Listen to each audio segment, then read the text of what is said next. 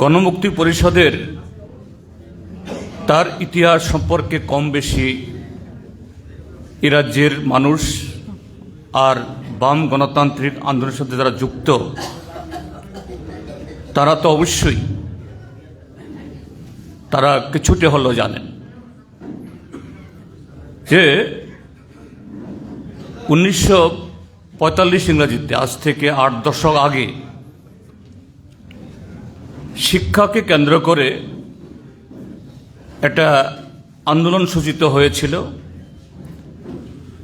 শুরুতে খুব ছোট্ট করে, এটা ছোট্ট করে হলেও তার প্রেক্ষাপট এত ছোট্ট ছিল না।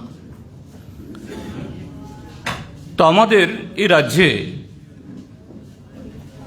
আমাদের দেশের অন্য প্রান্ত তো বটেই, যে শিক্ষা প্রতিষ্ঠান গড়ে তোলা, শিক্ষা আন্দোলন গড়ে তোলা ইত্যাদি তার অসংখ্য ঘটনা রয়েছে।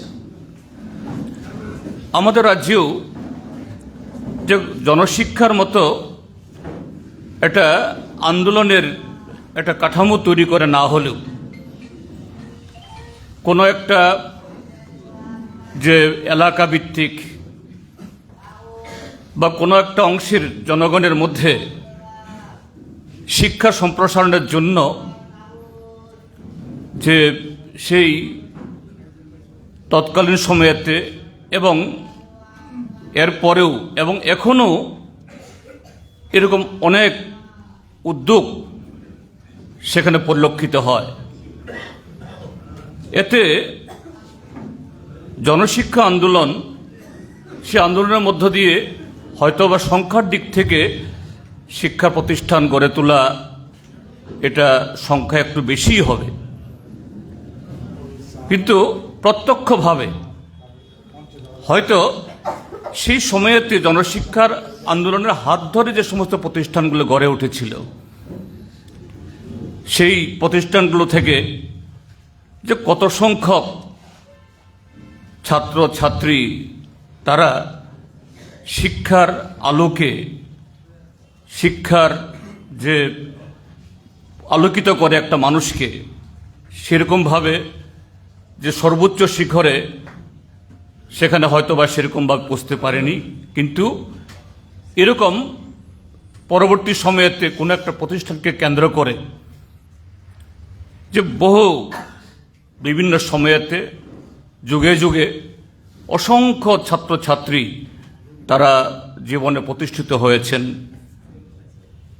সমাজকে, রাজ্যকে, দেশকে আলোকিত করেছেন এবং করছেন। কিন্তু তারপরও যে অন্যান্য এই উদ্যোগগুলোকে ঐতিহাসিক, যুগান্তকারী বা সেরকমভাবে জনশিক্ষাকে যেরকমভাবে স্মরণ করা হয় এটা বলা হয় না। কিন্তু জনশিক্ষা এটা অনন্য। কেন অনন্য? প্রথমত তার যে প্রেক্ষাপটটা সেই সময়কার, এটা একটু বোঝা দরকার। কোন সময়েতে এই ত্রিপুরাজ্য তখন রাজন্য শাসনের অধীন, তার শেষকালে 1400 বছরের অশিক্ষা, কুসংস্কার, কুপমণ্ডকতার অতলে এই ত্রিপুরাজ্য বা তথাকথিত সেই স্বাধীন ত্রিপুরা সেদিন ডুবেছিল। এবং এটা এই নয়, তখনকার যারা শাসক গোষ্ঠী বা শাসক পরিবার, তাদের চেষ্টা ছিল এই অন্ধকার থেকে তার প্রজাদেরকে বের করে নিয়ে আসার সদিচ্ছা ছিল, কিন্তু সদিচ্ছা থাকার পরেও যোগানের অভাবে, সুযোগের অভাবে এটা করা সম্ভব ছিল না, মোটেই তা নয়।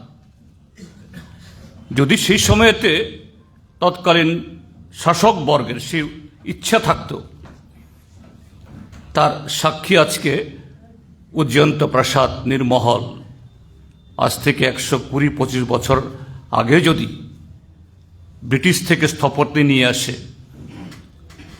সেই অবিভক্ত ভারত বা ব্রিটিশ ভারত ত্রিপুরাজ্যের মধ্যে রাজমিস্ত্রি বা অন্য এরকম শিল্পী ছিলেন না, তাদেরকে এখানে উঠিয়ে নিয়ে এসে যদি সেরকম প্রাসাদ তৈরি করা যায়, এবং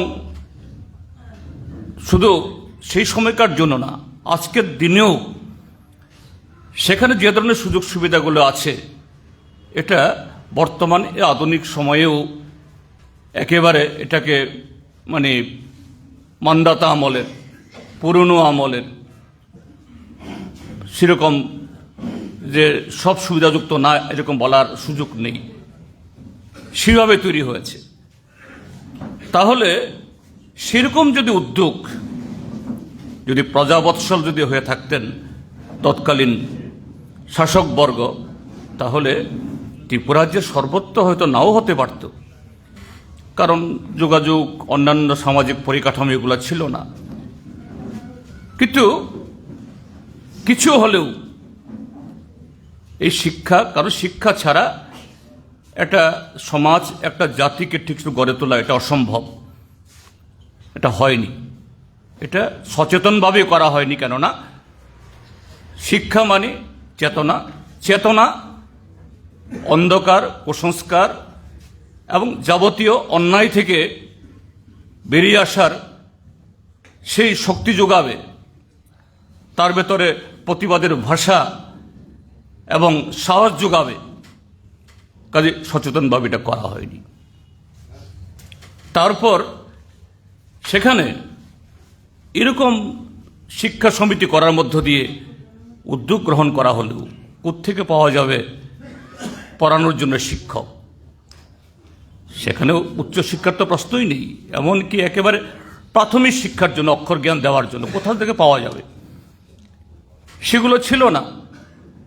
তার উপরে ছিল শাসকবর্গের রক্তচক্ষু এবং এই কুসংস্কার ইত্যাদির মধ্য দিয়ে শিক্ষার বিরুদ্ধে, যে লেখাপড়া শিখলে যে সেই সমাজ থাকবে না, পরিচিতি থাকবে না। তো এরকম প্রতিবন্ধকতার মধ্যে দাঁড়িয়েও সাহস করেছিলেন, এবং সে সাহস কিভাবে তারা জুগিয়েছেন, কোত্থেকে তারা পেয়েছেন,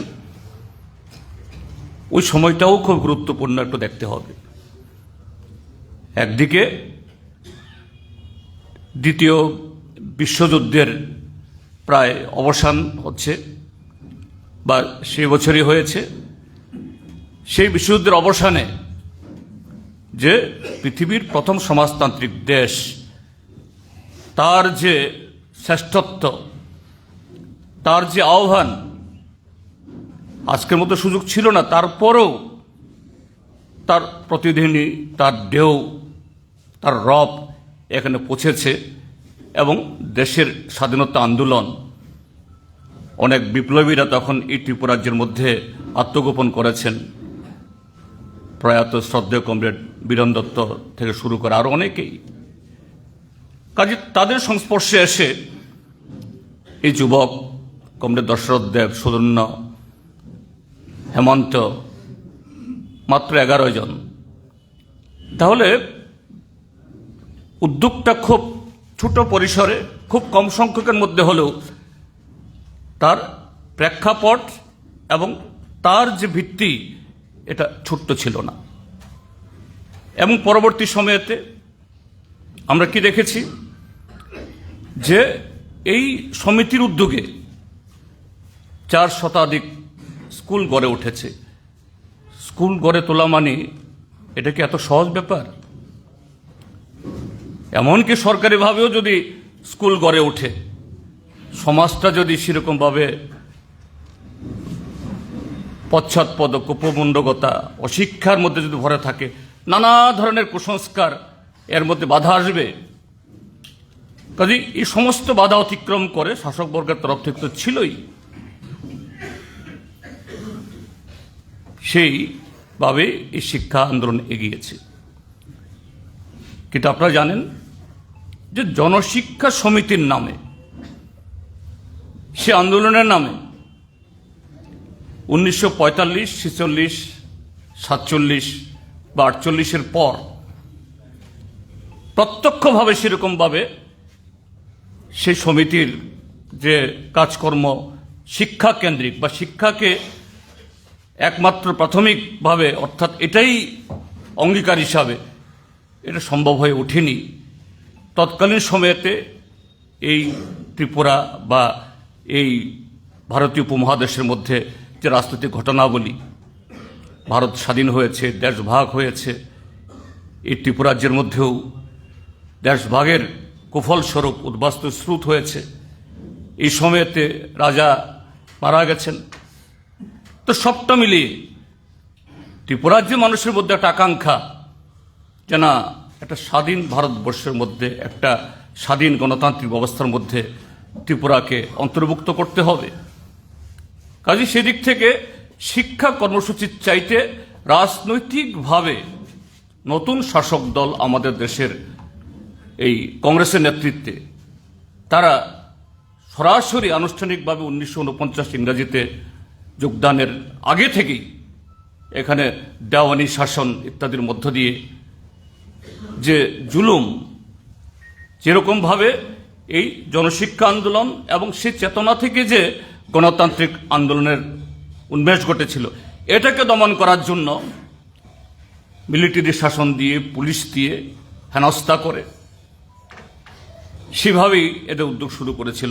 এই জায়গায় ঐতিহাসিক কারণেই জনশিক্ষা আন্দোলন তাকে গণমুক্তি পরিষদ তৈরি করার যে তারা প্রেরণা পেয়েছেন বা জনশিক্ষা এই গণমুক্তি পরিষদ তারা গড়ে তুলতে বাধ্য হয়েছেন। এখন তার পরবর্তী সময় ইতিহাস, যদিও যে গণমুক্তি পরিষদও আমরা বিগত 8 দশকে এই ত্রিপুরাজ্যের মধ্যে অনেক উপজাতি ভিত্তিক সংগঠন আমরা দেখি। সেই বীর বিক্রমাদিত্য বাহাদুরের সময় থেকে ত্রিপুর সেনা, তারপরে সেংক্রাক, তারপর 1967 ইংরাজিতে এই উপজাতি যুব সমিতি, তারপরে আইএনপিটি, আইপিএফটি, সর্বশেষ এখন ত্রিপুরা মথা। শুধু তথাকথিত সেই গণতান্ত্রিক পোশাকে নয়, মুখোশে নয়, আবার অন্তরালে থেকে কেনা নিজস্ব জাতিগোষ্ঠীকে এগিয়ে নিয়ে যাওয়ার নামে সেখানে এই সেংক্রাক, এটিপিএলও, টিএনবি, এনএলএফটি, টাইগার ফোর্স, সেগুলো আমরা দেখেছি, যারা বিভিন্ন সময়তে ভিন্ন ভিন্ন নামে অস্তিত্ব জানালেও আজকে একাকার। নাম ভিন্ন হলেও, সময় ভিন্ন হলেও এই সমস্ত সংগঠনের মধ্যে একটা চরিত্র কি? উগ্র জাত্যাভিমানী, সম্পূর্ণভাবে উপজাতি কেন্দ্রিক। আর কি প্রকাশ্যে কি অপ্রকাশ্যে প্রত্যেকের ভাষ্য হলো যে না, যে ট্রাইবেল ছাড়া ট্রাইবেলদের উন্নতি হয় না। আর আজকে এই ট্রাইবেলদের এই পেছনে থাকার বা পেছনে তার পশ্চাৎপদতার একমাত্র কারণ অন্য অংশের মানুষ। কাজেই সেরকমভাবে তাদের মানসিকতা তারা গড়েছে, সেরকমভাবে তাদের আন্দোলনের গঠন, তাদের স্লোগান উঠেছে।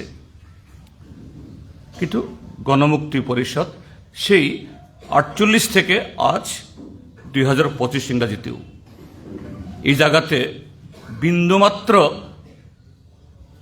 তার বিশ্বাস থেকে, তার লক্ষ্য থেকে, তার আদর্শ থেকে, তার কর্মসূচি থেকে বিচ্যুত হয়নি। কেন হয়নি? হয়নি কারণেই জনশিক্ষা আন্দোলন শুধুমাত্র অ আ ক খ শেখায়নি, 1 2 3 গোনা শেখায়নি, যাতে মহাজনী শোষণ থেকে যাতে জনগণকে রক্ষা করা যায়। সেই সময়তে যে এই জনশিক্ষা আন্দোলনের যে চেতনা, তার ক্যাডারদের, তার সমর্থকদের মধ্যে তার সমাজ সংস্কার তথা সমাজের চরিত্র গঠনের জন্য একদিক থেকে কুসংস্কার, কুপমণ্ডকতার বিরুদ্ধে, আরেক দিক থেকে তথাকথিত কাস্টমারি ল, সামাজিক প্রথা, তার মধ্যে পৃথিবীর যে কোনো প্রান্তে, এমনকি বৃহত্তর সমাজের মধ্যে আমরা দেখি তথাকথিত কতগুলো সামাজিক প্রথা, প্রথা তো না, কুপ্রথার নামে নারী নির্যাতন বা তথাকথিত যারা সমাজের নিচু তলায় তাদের শোষণ ইত্যাদি হয়। কাজে গণমুক্তি পরিষদ যে তাকে অক্ষর জ্ঞান দেওয়ার পাশাপাশি সেই কুসংস্কারের বিরুদ্ধে, তারপর এই কাস্টমারি ল, এটাকে কিভাবে উন্নত চিন্তা ভাবনার সাথে তার মিলিয়ে এটার সংস্কার করা যায়, তার সাথে একমাত্র জুম চাষের মধ্য দিয়ে তারা বাঁচবে না, উন্নত জীবিকা আর সাম্প্রদায়িকতার বিরুদ্ধে কিভাবে। ওই সময়তে তো ট্রাইবেলরাই সংখ্যাগরিষ্ঠ ছিল এবং সেই সময়তে এই রাজ্যের মধ্যে যারা মহারাজারাও কিছু লোককে এনেছিলেন চাষাবাদ করার জন্য, তাদের সাথে কোথাও এখন যেরকমভাবে মাঝে মধ্যেই রাজনৈতিক উদ্দেশ্যে এই বিদ্বেষ ইত্যাদি লাগানো তৈরি হয়, এরকম কোনো ঘটনা যে 1960-65-70 দশকের আগে হয়েছে আমাদের জানা নেই। কিন্তু তারপরও গণমুক্তি পরিষদ সচেতনভাবেই সাম্প্রদায়িক সদ্ভাবনা, এই 4টা মৌলিক জিনিস শিখিয়েছিলেন।